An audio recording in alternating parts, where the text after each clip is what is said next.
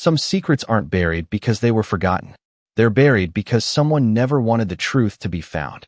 The demolition crew had already torn through most of the abandoned train station by the time the discovery happened.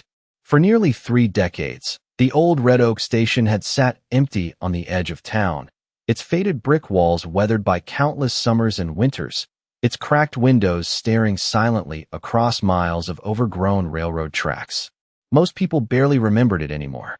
The station had become just another forgotten landmark in rural Georgia, a place teenagers drove past without noticing and old-timers mentioned only when talking about how much the town had changed.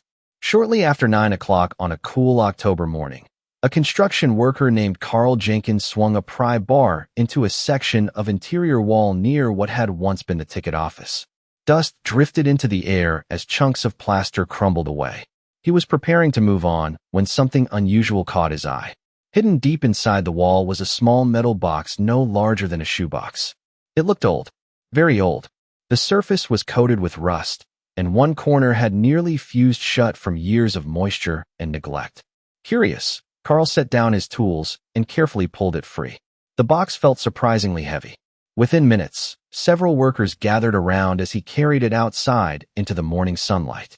Nobody expected to find anything valuable. Maybe old station records. Maybe forgotten tools. Maybe nothing at all. But when Carl finally managed to force the lid open, the group fell silent. Inside sat a single envelope and a black and white photograph. Nothing else. No money. No documents. Just those 2 items. The photograph showed a young woman standing beside a railroad platform. She couldn't have been older than 20. Her dark eyes looked directly into the camera, and despite the age of the picture, there was something striking about her expression. It wasn't sadness. It wasn't happiness either. It looked more like hope. The kind of hope someone carries when they believe their entire future is only hours away. Carl carefully turned the photo over. There was no date, no name, just a few faint water stains and the passage of time. Then he picked up the envelope. The paper had yellowed with age, and the edges were fragile enough to tear with the slightest pressure. Across the front, written in elegant blue ink that had faded but remained readable, were 12 words that immediately sent a chill through everyone standing there. If this letter reaches James Walker, tell him I never stopped waiting. Nobody spoke for several seconds. Even the sounds of machinery seemed distant.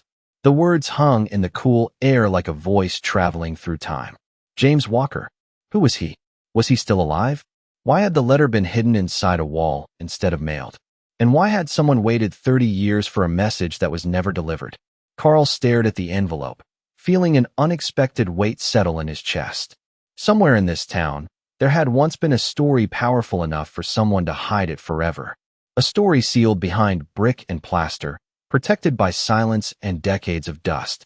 But now the wall was gone. The box was open, and for the first time in 30 years, the forgotten letter was no longer hidden. The envelope was delivered to the Red Oak Historical Society that same afternoon.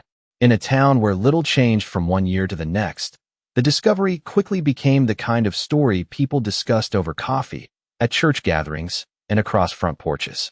Yet for Amelia Rhodes, the director of the small historical society, it felt like something more than local curiosity. The moment she held the envelope in her hands, she sensed there was a real person behind those fading words. A real life. A real heartbreak. The envelope rested beneath a glass lamp on her desk, while late afternoon sunlight stretched across the room. Dust drifted lazily through beams of golden light. Shelves lined with old photographs, newspaper clippings, and railroad memorabilia surrounded her. Amelia carefully examined the handwriting again. If this letter reaches James Walker, tell him I never stopped waiting. There was a tenderness in those words that felt untouched by time. Whoever had written them had believed the message would matter someday. She gently turned over the photograph once more. The young woman stared back at her. Dark skin, bright eyes, a simple dress. Nothing extraordinary at first glance. Yet there was something impossible to ignore about her expression. She looked like someone standing at the edge of a life-changing moment. Amelia decided to begin with the only clue she had. James Walker. By evening, she was sitting in front of county archives and decades of public records. Most searches led nowhere. The name was common enough. Several James Walkers had lived in Georgia over the years. But shortly before closing time, She found a match that made her sit upright in her chair. James Walker, age 72, resident of Savannah, retired accountant, widower, still alive. Amelia stared at the screen. 30 years. Whoever wrote that letter might never have imagined that the man it was meant for would still be living. The next morning she drove nearly 4 hours south. The envelope rested carefully inside a protective case on the passenger seat. Rain clouds drifted across the October sky, casting long shadows over the highway. The farther she drove, the more she wondered what she would say. How did you explain to someone that a message from the past had suddenly resurfaced after 3 decades? By early afternoon, she arrived at a quiet neighborhood lined with oak trees draped in Spanish moss. James Walker lived in a modest white house at the end of a peaceful street. The yard was neat. A wind chime moved softly on the front porch. Nothing about the place suggested drama or mystery. Amelia almost expected the entire story to unravel the moment she knocked on the door. But when an elderly man opened it, she immediately noticed something unexpected. He looked tired. Not physically tired. Something deeper. The kind of exhaustion that settles into a person after carrying unanswered questions for many years. James greeted her politely, though confusion flickered across his face when she introduced herself. "I am sorry," he said with a small smile. "Have we met before?" "No, sir," Amelia replied gently. "But I think someone wanted you to receive something." She opened the protective case and carefully removed the envelope. The moment James saw the handwriting, all color seemed to drain from his face. His fingers froze against the edge of the screen door. The wind chime continued its soft melody behind him. Neither of them spoke. Several seconds passed before he finally reached for the envelope. His hand trembled slightly. "Where did you get this?" he asked quietly. Amelia explained about the train station, the hidden box, the photograph, the message. James listened without interruption. His eyes never left the envelope. It was as if the rest of the world had disappeared. "Sir," Amelia said carefully, "do you know who wrote it?" For a long moment, he remained silent. Then he looked toward the horizon beyond the neighborhood rooftops. The afternoon sun reflected faintly in his eyes. When he finally spoke, his voice was almost a whisper. "Yes," he said, "I know exactly who wrote it." He swallowed hard. Her name was Sarah Johnson. James Walker stood motionless on his front porch, the envelope resting in his hands as though it weighed far more than paper ever could. Amelia noticed the change in his expression the moment he spoke Sarah Johnson's name. It was not merely recognition. It was the look of someone suddenly staring into a room he had locked away decades earlier. The autumn breeze stirred the Spanish moss hanging from the oak trees overhead. Somewhere down the street, a lawn mower hummed faintly in the distance. Life continued normally around them, yet for James, time seemed to have stopped. He slowly stepped aside and opened the screen door. "You should come in," he said quietly. Amelia followed him into a living room filled with the gentle signs of an ordinary life. Family photographs sat neatly arranged on shelves. Books lined the walls. A grandfather clock ticked steadily near the fireplace. Yet despite the warmth of the house, there was an unmistakable loneliness woven into the space. James settled into an old leather chair while Amelia sat across from him. For several moments, neither spoke. The envelope remained unopened on the coffee table between them. Finally, James exhaled and leaned back. "I met Sarah in the summer of 1964, he said. His eyes drifted toward the window as though the memories were unfolding somewhere beyond the glass. "I was 19 years old, home from college. Thought I had my entire future planned out." A faint smile appeared at the corner of his mouth. Life had different ideas. He described Red Oak Station as it once was. Back then, the building had been full of movement. Travelers hurried through its doors. Conductors called schedules across the platform. The smell of coffee drifted from a small cafe near the waiting area. And almost every afternoon, Sarah Johnson worked behind the counter. James remembered noticing her long before he ever spoke to her. She greeted everyone with the same kindness. Farmers, travelers, businessmen, families passing through town. She treated people as if every conversation mattered. "She had this way of listening," James said softly. When she asked how your day was going, she actually wanted to know the answer. At first, their conversations were brief. A cup of coffee, a few minutes before a train arrived. Then those conversations became longer. Weeks turned into months. Before either of them realized it, the station had become the center of their lives. Amelia listened carefully as James spoke. There was no bitterness in his voice, only affection, the kind that survives long after circumstances change. Yet beneath those memories, she sensed something else. Regret, deep and enduring. James eventually stood and walked toward a bookshelf. From the top shelf, he removed a small wooden box. The surface showed signs of age from years of careful handling. He carried it back and opened the lid. Inside lay dozens of keepsakes, old ticket stubs, photographs, newspaper clippings, and resting near the bottom was a faded train ticket. Amelia immediately recognized the date printed across it. October 12, 1964. James held the ticket carefully between his fingers.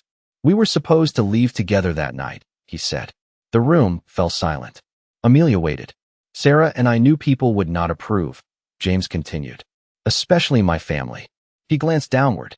"My father owned the largest bank in the county. He cared deeply about reputation, about appearances, about what people expected." His voice grew quieter.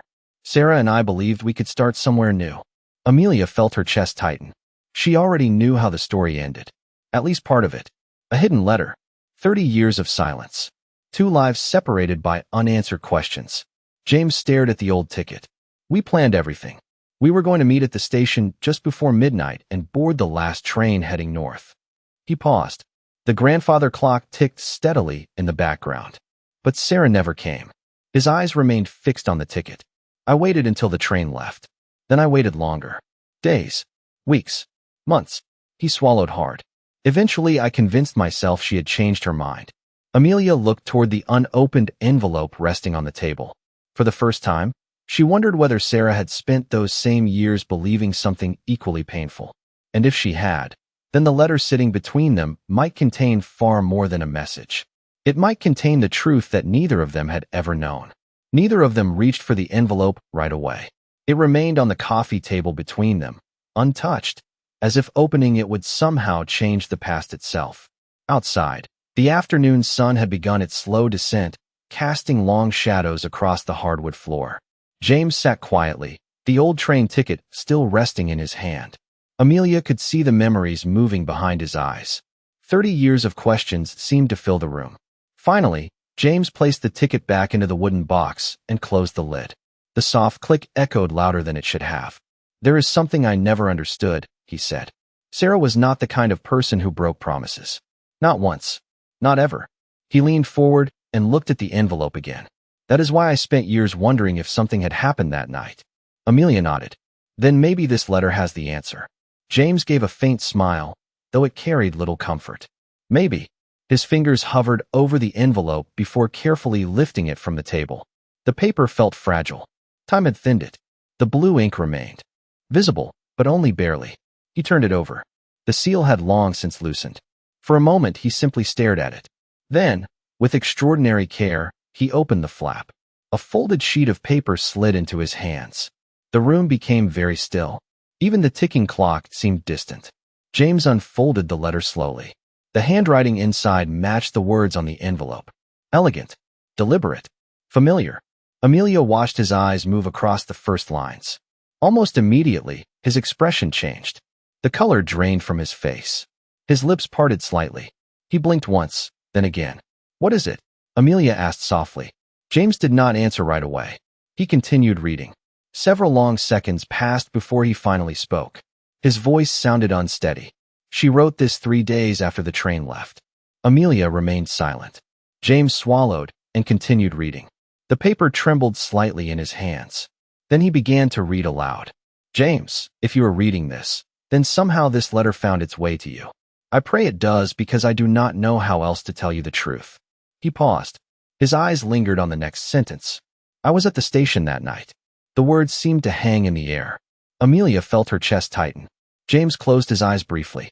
30 years of certainty had just cracked apart. He opened them again and continued. "I arrived before 11 o'clock. I waited near the south platform where we agreed to meet. I stayed until after midnight." His voice grew quieter. "I watched the train leave without you." James lowered the paper. For a moment, he simply stared into space. "She was there," he whispered. Amelia said nothing. There was nothing to say. The letter continued. Sarah described standing beneath the station lights as passengers boarded. She described checking the clock again and again.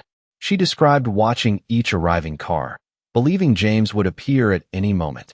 The details were so vivid that it felt less like reading and more like stepping directly into that night. James continued reading aloud. I thought perhaps you had changed your mind. I told myself there must be a reason.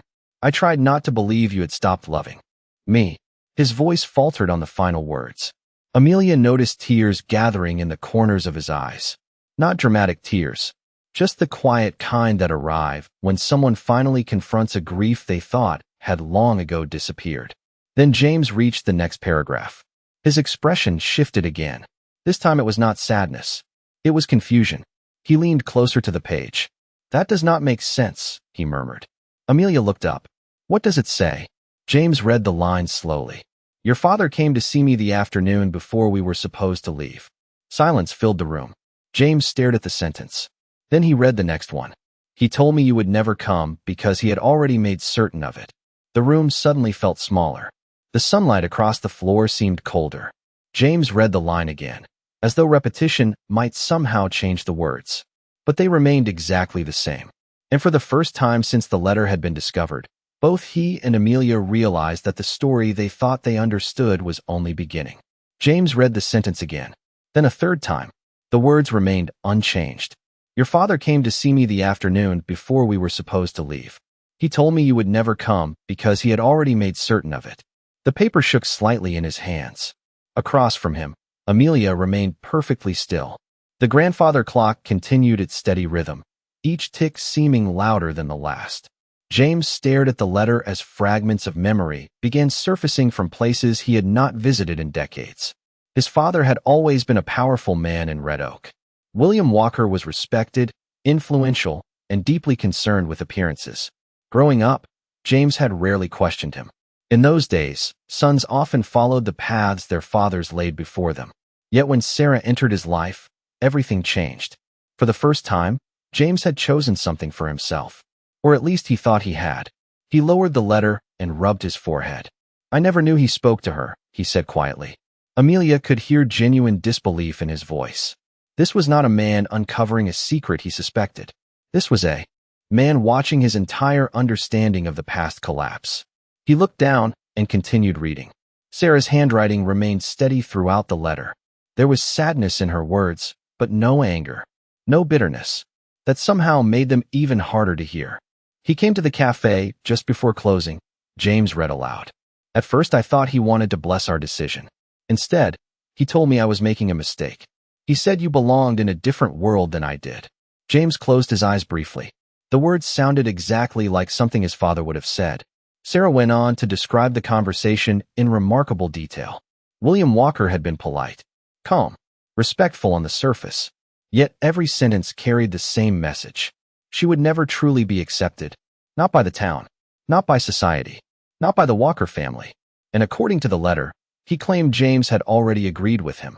Amelia felt her chest tighten as James continued. He told me you realized our plan was foolish. He said you would not be coming to the station because you had finally accepted reality. The room grew silent again. James stared out the window. Beyond the glass, afternoon sunlight filtered through swaying branches. The peaceful scene felt strangely disconnected from the pain unfolding inside the room. I never said any of that, he whispered. Amelia believed him immediately. The heartbreak on his face could not be manufactured. It carried the weight of 30 years. James resumed reading. Sarah wrote that she spent the entire next day struggling to decide what to believe. Part of her trusted James.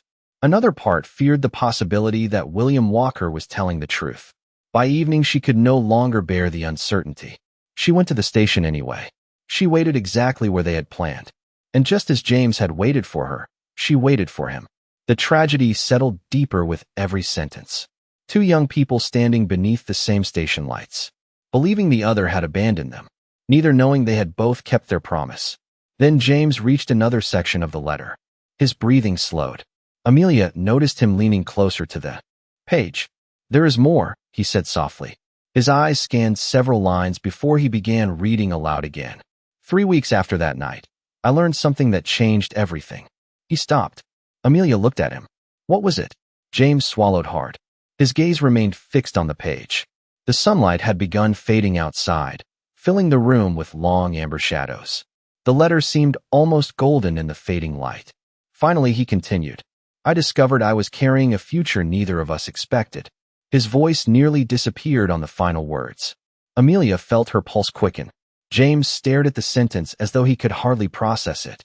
Then his eyes moved to the next line. The moment he read it, his entire expression changed.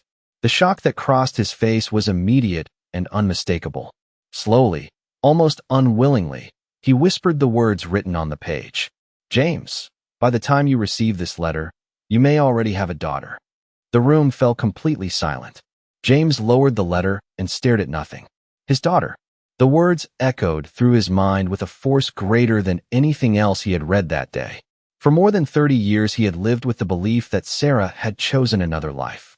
He had mourned a future that never happened. Yet now, sitting in the fading afternoon light, he was being forced to confront a possibility he had never imagined. Somewhere in the world, there might be a daughter he had never met.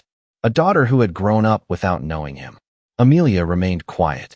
She understood that some moments were too important to interrupt. Outside, the wind moved gently through the oak trees. The wind chime on the porch released a soft metallic melody that drifted through the house like a distant memory. James looked back at the letter. His eyes appeared older than they had just an hour earlier. Not weaker, just burdened by truths arriving all at once. He continued reading. Sarah's words remained calm and thoughtful. She wrote that after learning she was expecting a child, she considered traveling to Savannah herself. She considered writing another letter. She considered asking mutual friends to find James. But every path seemed uncertain. William Walker's warning still lingered in her mind. If James truly wanted no part of her life, she did not want to force herself into it. Yet even then, she admitted she never stopped hoping she was wrong. James swallowed hard. Every sentence felt like a wound opening and healing at the same time.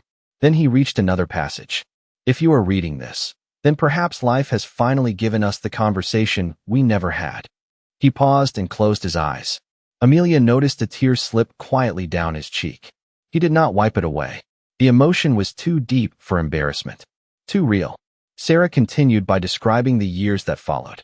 She had moved away from Red Oak shortly after her daughter was born. She settled in North Carolina, where few people knew her story. She worked long hours. She raised her child with everything she had. She never married. Not because she could not, but because part of her heart remained frozen in that station long ago. James looked down at the page and whispered, Sarah. The single word carried decades of regret. Then he reached the final section of the letter. Sarah explained why she had hidden it. Several years after moving away, she returned briefly to Red Oak. She learned that James had already left town. Nobody seemed to know where he lived. Some believed he had moved permanently. Others claimed he was traveling for work. Unable to find him, she placed the letter inside the wall of the old station during a renovation project. It was the last place their lives had truly crossed. She wrote that perhaps someday someone would discover it. Perhaps someday fate would succeed where people had failed. Amelia felt chills as James read the closing lines aloud. If our daughter ever asks about her father, tell her this. He waited for me just as I waited for him. Neither of us broke our promise. We simply lost our way in a silence neither of us created. James lowered the paper again. His hands trembled. The room was growing darker now. Golden sunlight stretched across the floorboards and touched the edge of the letter like a final spotlight. For several minutes, neither he nor Amelia spoke. Words seemed inadequate. Finally, Amelia broke the silence. Do you know your daughter's name? James looked back at the letter. Slowly, he scanned the final page. Then his eyes widened. Near the bottom, just above Sarah's signature, another sentence appeared. One he had missed earlier. He leaned closer. His breathing slowed. She wrote it here, he whispered. Amelia sat forward. James read the line aloud. Her name is Grace. Grace Johnson. The name settled gently into the quiet room. Grace. A daughter who would now be around 59 years old. A daughter who might have her own children. Perhaps even grandchildren. Entire generations had lived and grown while this letter remained trapped behind a wall. James stared at the name for a long time. Then he looked toward Amelia. For the first time since she arrived, there was something new in his eyes. Not grief. Not confusion. Hope.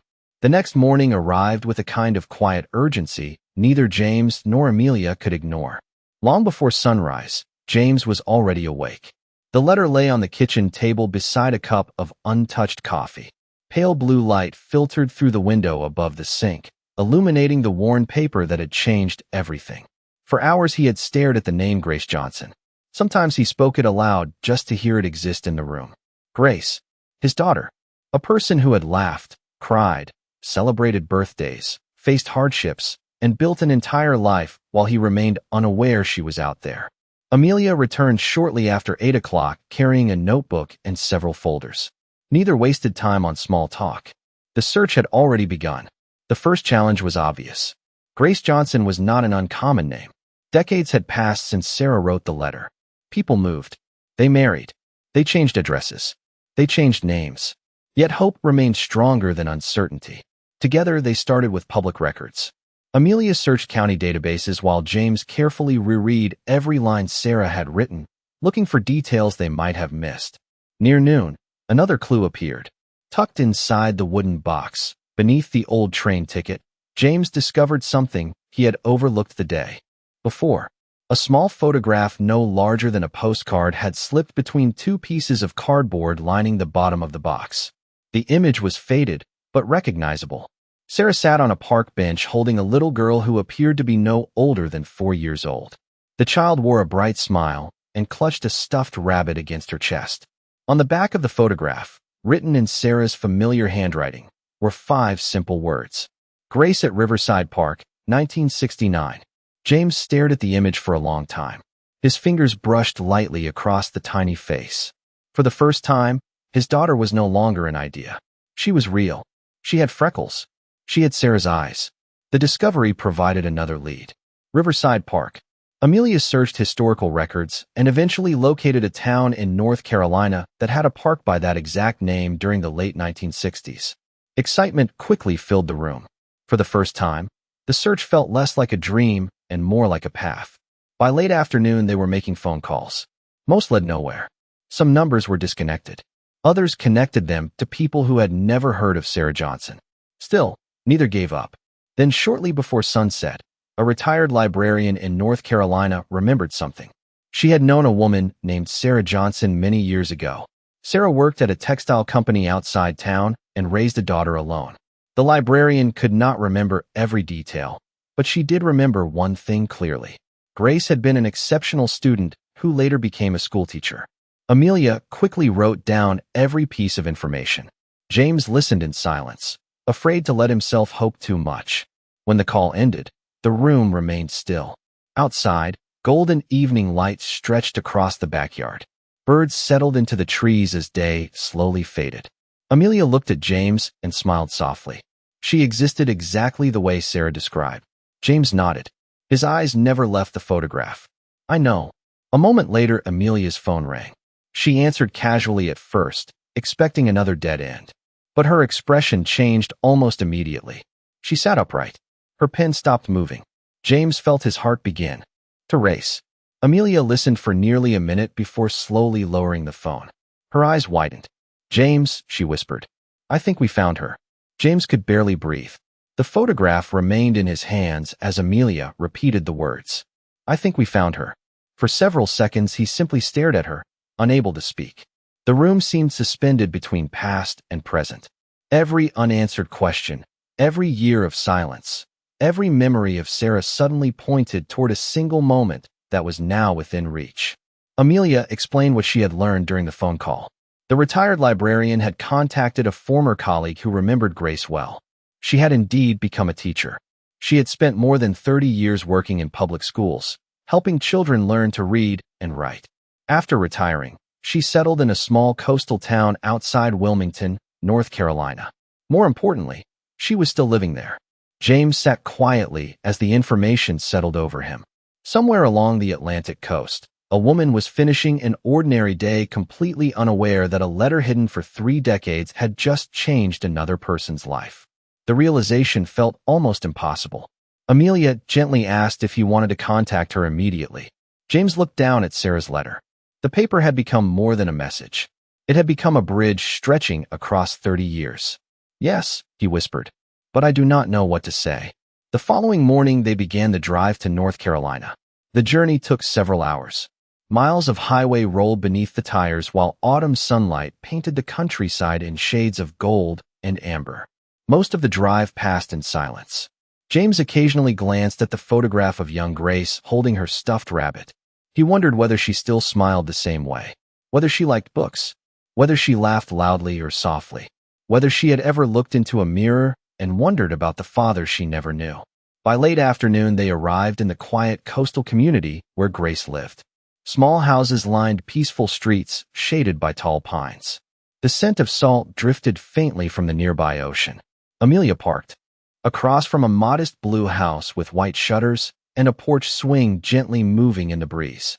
For a long moment, neither of them moved. James simply stared. A flower garden bordered the front walkway. Wind chimes hung near the porch roof. Everything looked warm and welcoming. Everything looked real. Finally, James stepped out of the car. His legs felt heavier than they had in years. Each step toward the house carried the weight of an entire lifetime. When he reached the front door, he hesitated. Then he knocked. A few moments later, the door opened. A woman stood there with silver strands woven through her dark hair. She appeared to be in her late 50s. Her posture was confident. Her eyes were kind. And the moment James saw them, his heart nearly stopped. They were Sarah's eyes. The resemblance was unmistakable. Grace looked at the unfamiliar visitors with polite curiosity. "Can I help you?" she asked. James opened his mouth, but no words came. Every speech he imagined during the drive vanished instantly. Amelia stepped forward carefully. "Grace Johnson." The woman nodded. "Yes." Amelia held out the old photograph.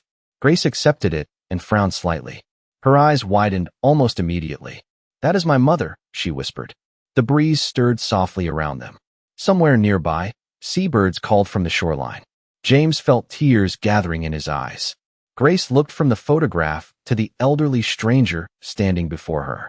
Confusion slowly gave way to realization. Not certainty, not yet, but something deeper than coincidence. Then James finally found his voice.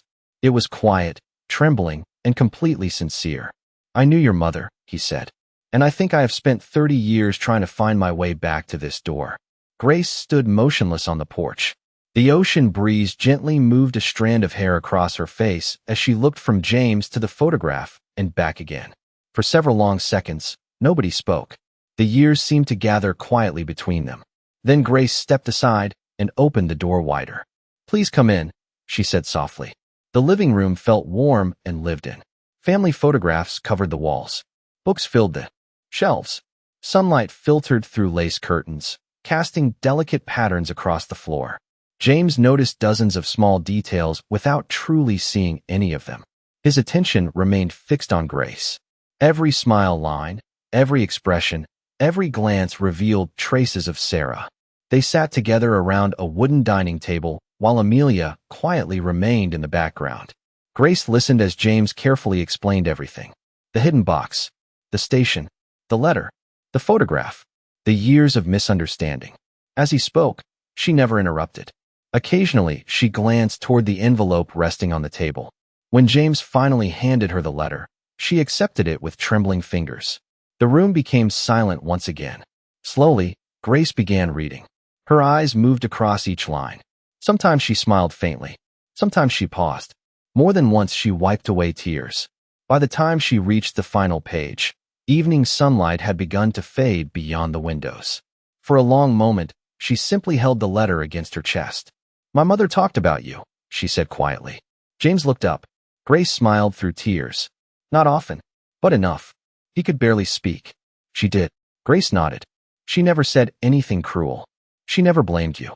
Whenever I asked about my father, she would always say the same thing." Her voice softened. "She would tell me that sometimes good people lose each other because of circumstances neither one of them created." James lowered his eyes. Sarah's kindness somehow reached across decades. Even after everything, she had protected his memory. Grace reached into a nearby drawer and removed a small photo album. She opened it carefully. Inside were photographs from an entire lifetime. School graduations, birthdays, family gatherings, holidays, children, grandchildren. James turned each page slowly. Every image represented years he could never get back. Yet instead of regret alone, something else filled him. Gratitude. He was finally seeing them. Grace pointed to a photograph of two young adults standing beside her. My son and daughter, she said. Then she pointed to another picture showing three smiling children. And those are my grandchildren. James stared at the image. His grandchildren. A family he never knew existed. Grace watched him quietly before reaching across the table and placing her hand over his. You cannot change 30 years, she said gently. Neither of us can. He nodded. I know. But you are here now.